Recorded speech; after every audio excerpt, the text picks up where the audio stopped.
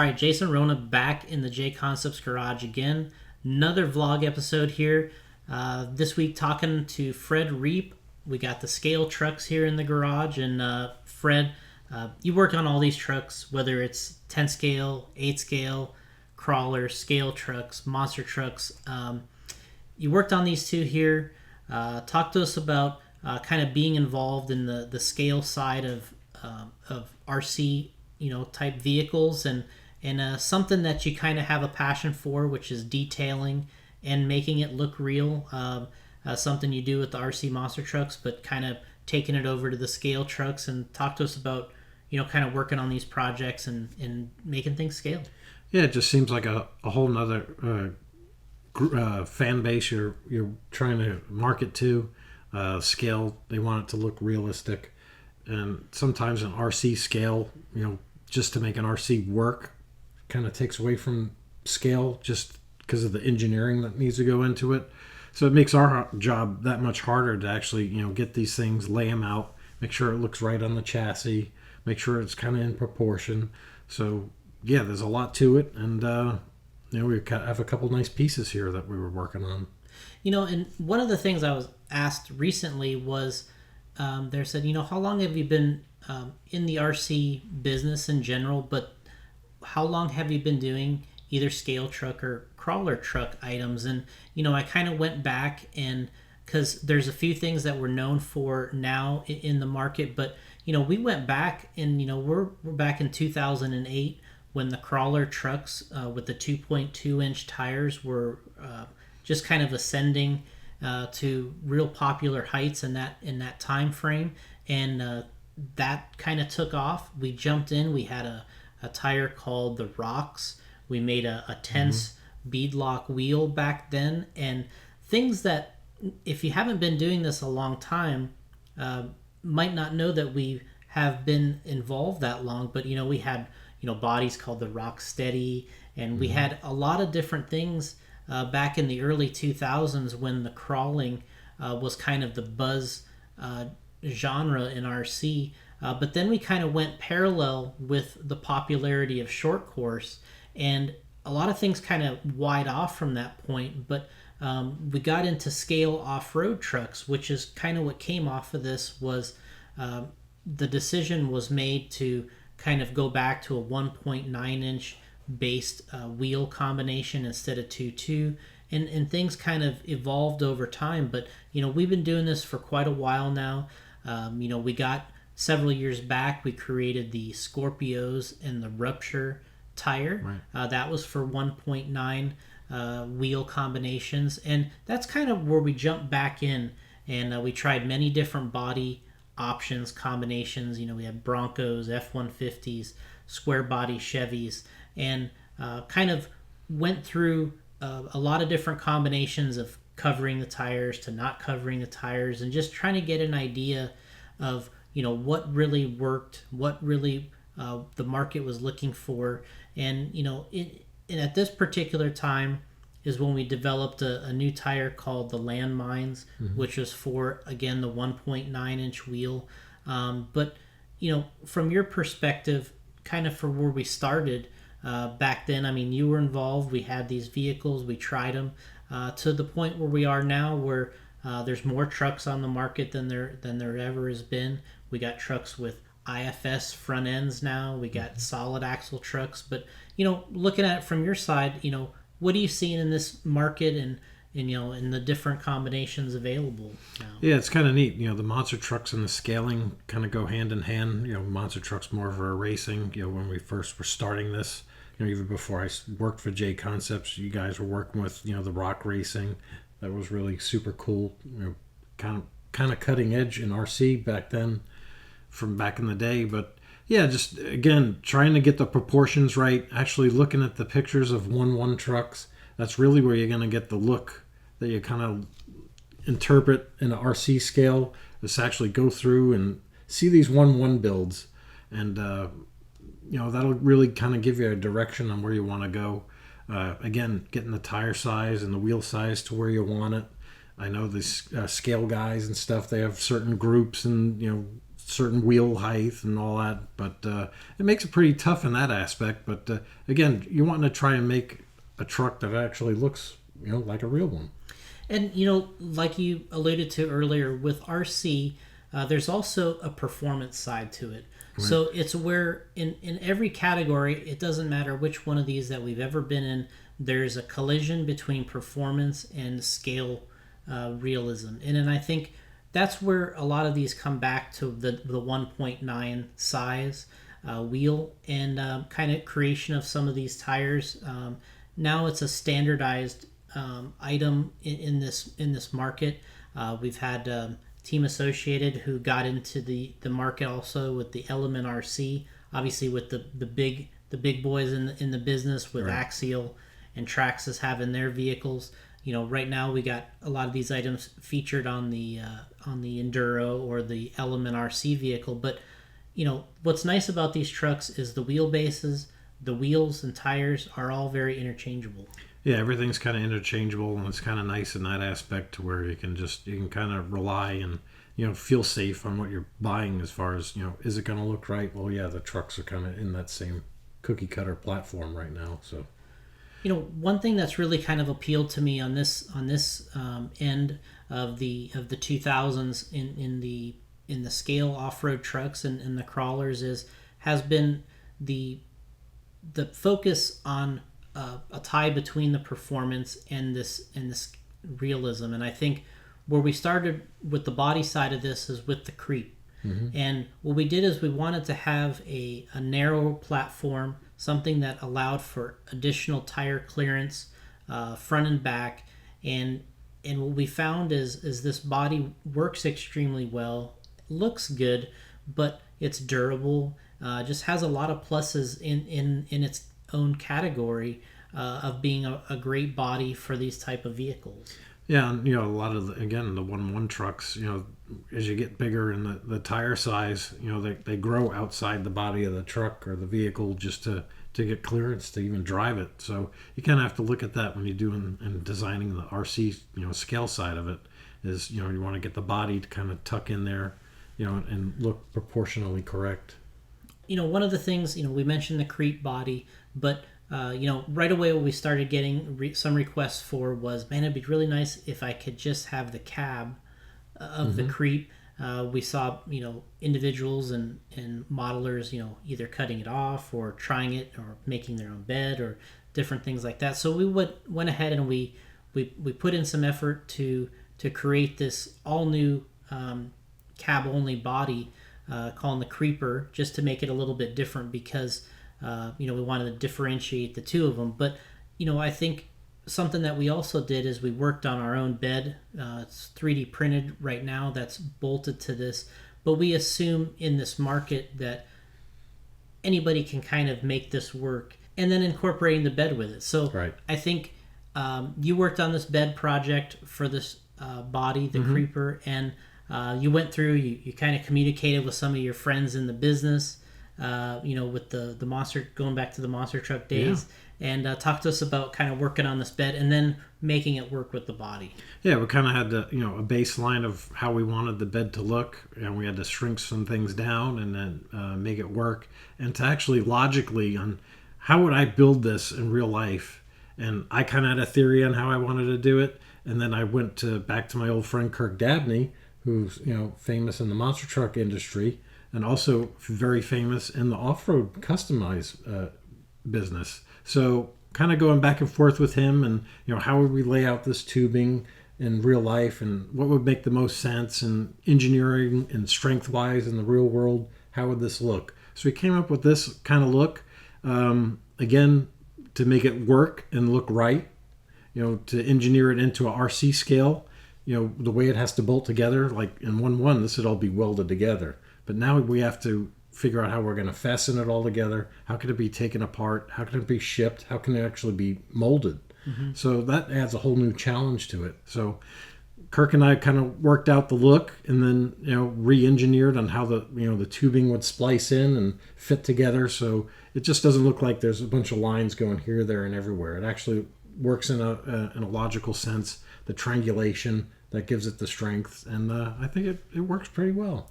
Yeah, we're really happy with the way the body came out and works with that bed. Of course, you know, anything can be done to use the body, but what's nice about this body, of course, it comes as the cab only, but it's also pre-trimmed. You know, Right. we talked about that as being another item that's easier for the customer, but trimming these things out, and then also it's got the protective film on it, comes with the window mask, the decals, and it's really a complete set. Yeah, you know, again, we go refer back to our easy button. You know, any little step that we can take and eliminate that's, you know, difficult to a customer to do. You know, if we were able to do that in a manufacturing aspect, you know, why not do it? And then, you know, kind of moving over, we got another project that kind of has a similar type story, a little bit of a long explanation behind it. But, you know, last year, you know, Rich went up to the USTE event, Williston, Florida. You kind of customized him our Gozer body to fit on one of the scale trucks, and you had a nice one laid out there on one of the trucks, and it was just kind of a surprise, something for fun to have out. But Yeah. it kind of it caught on with me. I thought that the look, you know, kind of lended itself to being a little bit like the Creek body, where we had the tire clearance. We still had the ability to, you know, we put a 3D printed roof rack on here and some things that we incorporated into the design that kind of makes it a little heavy, a little industrial looking, and still trucky, but still looks a little more trail ready. Yeah, trail ready, racy, I would say. Also, I mean, you have the high clearance wheel wells in there. You still have the same look of a nice, you know, utility vehicle, but yet still a functioning crawling machine. And, you know, kind of working on the Gozer here. I mean, I've seen before we even did this, you know, after the event last year, there's been several that have, you know, taken the body and they made their own version, and I thought that it really looked and really served a nice purpose on these vehicles, and being sort of, you know, just versatile in the standpoint that we can go with the 12.3-inch wheelbase, and just fits a large range of trucks. Right, and again, with the wheel well openings that it has, you know, you can, you know, do what you want as far as the tire and wheel package that you put on it.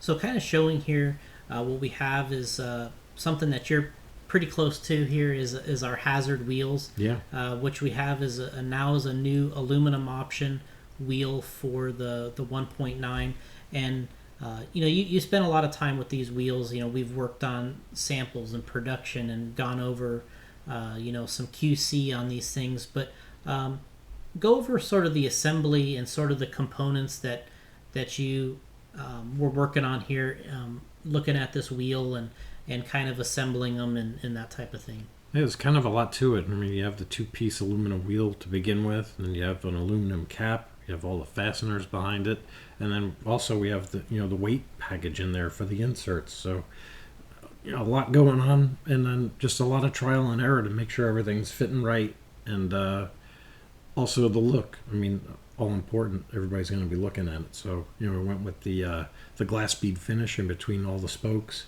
and then a nice machined, you know, outer perimeter, and it really makes the wheel pop, kind of like what you would see in the real world. So, you know, one of the things that, you know, one thing that I always think of from being around and in competition is the weight of these rigs, the difference in weight. You know, we do have the ability with these. It comes in the package. It has the brass weights, and we kind of did this in quadrants. There's 4 different brass pieces that assemble to a plastic inner ring with the 2 aluminum with the beadlock side coming from the inside. Right, it kind of sandwiches it all together, so it's a really nice tight package. And these are hefty when they're put together. Yeah. When they're all the hardware's inside, and you have the brass on here. This is a pretty hefty combination. You add of course your insert tire choice, whatever. You put that together, and then times 4, you got a pretty big assembly there. Yeah, it's a big assembly, and then also, you know, it's up to the customer. They don't have to put the weights in, or, you know, you run it with the weights. You tune it, you know, to your liking. So within the last year here, we have released more tires besides the landmine. You know, of course, we went over earlier Scorpios, the Ruptures, who you know, kind of reestablished themselves as being really good competition and tires in the market. We did the landmines, which was sort of, I felt, was the next step to the Scorpio design. We got into another style called the Tusk and the Hunk, which two new tires. And what we did with these is we also went in and we made two different sizes. We got the Class 1, which is the 393 outside diameter, and then we got the big ones, which are 475, which for me, in my personal taste, I love the little bigger tire, and I feel like the performance outweighs maybe the smaller, more scale side of the other one. But Right. I really like the larger ones, but there's multiple classes like there is in everything, and it's nice with the Tusk, the Hunk. We have two different sizes. Yeah, sky's the limit there, and again, it all depends on what the customer likes. They want more of that scale-ish type look, or they want that all-out performance. Using it in the field. So and that makes it so that we also have the landmines and the bounty hunter tire, which is also we have the small version, the 393 Class 1 size. So now we got 4 options for Class 1. And then, of course, we're kind of building in options up here, kind of building up to 2 new options, which we're kind of featuring on the truck here, which, we'll show off at an upcoming USTE event that Rich is going to be out at here. But we got the Hold, which is sort of a custom cut style tire. And then we got the good old Fling Kings on 1.9-inch wheels. And we'll let you kind of go over talking about the Fling Kings. This was a why not, because we had them for the different sizes, the Rice and Cane for Bog Hog and King Sling, and we had we kind of started there. We've evolved around SCTs. We got the monster truck ones, and now we have the 1.9. So give us your take again on having the checkmark style and in this Rice and Cane look. Yeah, it's a great mud cutter tire. Why not use it on the scaler end? It's popular. You see the 1.1 trucks out in the real world with the chevron cut tires. So again, the why not? A Fling King tire, always a good go-to for the mud. Yeah, and these you can control how they mount up. Foam determines a lot in these tires. You can go hard foam, you can go soft foam. We're including a little harder insert now, but mounting these up on the hazards, if you have all the components inside, get a little rounder look, a little narrower look. Sometimes that's preferred in the mud bogging side, but you can custom tune or trim these inserts, and you can get the tire flatter. You can get it a little smaller, little flatter profile, but you put these together, and we kind of went with the little puffier, the little rounder look, right? Yeah, kind of like the little taller effect, the rounder look, and a little more scalish to me, and what we see in the mega truck world. So going back over, we kind of branched out a little bit. We talked through all of the tires that we have already. We're kind of back on the Hold now, which I kind of felt like just when we were starting this project, I just we were watching some videos online that Rich was in communication with one of the real popular YouTube channels, and watching some of their videos and kind of checking out how these tires performed at a climbing setup, where how far can the tires make it up. And I'm like, what's really nice is when these things hold, the hold factor of some of these items. So I just kind of hung onto the name. We incorporated it into this tire, but this isn't a tire that's really kind of mud all-terrain inspired, but we added some really kind of handmade looking cut combinations, like we've been including on some of the monster trucks, and now into some of the scale tires. Right, and this would be a kind of an RC tire that I would like to see in real life too. So you can look and re-engineer it that way as well. Yeah, getting these on the truck, they're directional. You can run them 2 different directions. Obviously, same tire, you can just flip it around, and that goes for the Fling Kings as well. I mean, you could run them in reverse direction. There's a lot of options here, but what I was really happy with on this Hold tire is the way that the custom carved looking details turned out. whether it's through the sidewall or on top. But we're really happy to get these out there soon. It'll be a 2022 release, but I think it's going to go together very nicely with the Fling Kings and some of these others that we already have out. Yeah, that nice hand-cut, chiseled effect. I mean, you're seeing this now in the real world on the tires. People just actually custom cutting their own treads into these, tires. And, they're kind of unique pieces. So to actually bring that now into the RC world with, that hand-cut look to these tire tread patterns, it's really cool. Yeah, recently we did an episode I did on the podcast, Operation 11 Charlie, and did a podcast there, and it was all about what's coming, what's new, what's next. We mentioned some of these tires, but we also I talked about what's really popular as a giveaway that night was SCX 24, the little mini truck, and look for definitely some options from JConcepts there. We already have the 3 bodies, but what's next? The wheel and the tire. You got to have it. And obviously the little 24th scales are exploding. Just budget wise, it makes a lot of sense. They're easy.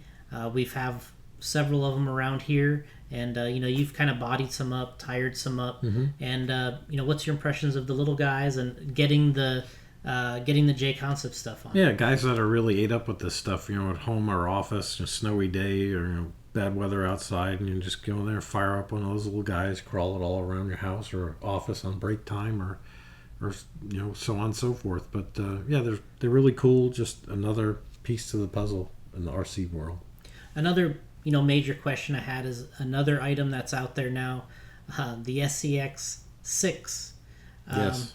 And Monster. Total opposite end of the spectrum. Total opposite end of the spectrum. I mean, we took this thing out of the box. I think you did.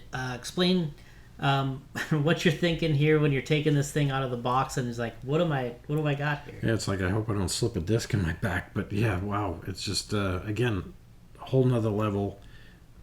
Something that we're actually looking into now, and again, got to keep up with the pace. Yeah, I mean, we're noticing, of course, it's been around forever, but small, medium, large. That's RC now, and going small, medium, large. This to me is medium, and we got small, and then you got the big guy, the 6, and I mean that truck is incredible. I mean, I saw the pictures online, and I was impressed just seeing the photos, but then we actually got it, and we took the body off, and just the massive body.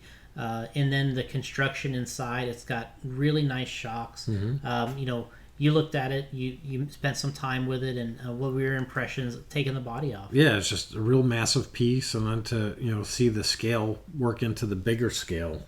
A lot of the smaller details you can appreciate, but once you bring the smaller details and make them that much bigger, it's like, whoa. Yeah, and I see that truck being a great piece in the market. Yeah. I think there's no telling what direction that's going to go, where it's going to be used, because now you're talking about something that is really capable of, with its weight and power, to do so much more than just really playing. Right. Yeah. It's that whole nother level. I still think your bread and butter in the business of these 110 scalers. I mean, 110 scale has really survived the times all throughout when RC has been created. So again, these are probably your go-tos, and then when you really want to step it up or take it up a notch, you look at these bigger vehicles. Yeah, and and that was something we were asked is, are we going to make something for it? Obviously everyone wants to know, but we're considering it. Obviously it's a great product, and we do want to have small, medium, large of the popular items and the ones that fit and what makes sense for us, but only time will tell, and all it takes is time, right? Yeah. Time and a lot of effort. So once again, Fred, thanks so much for joining us. Nice work on the trucks here, getting them assembled, ready. We kind of went with some nice themes on these paint jobs. And again, subscribe, like, comment on the videos, because that really helps. And a lot of these products, especially in this segment, come from our comments and just requests. So again, thanks for watching, and we'll see you next time.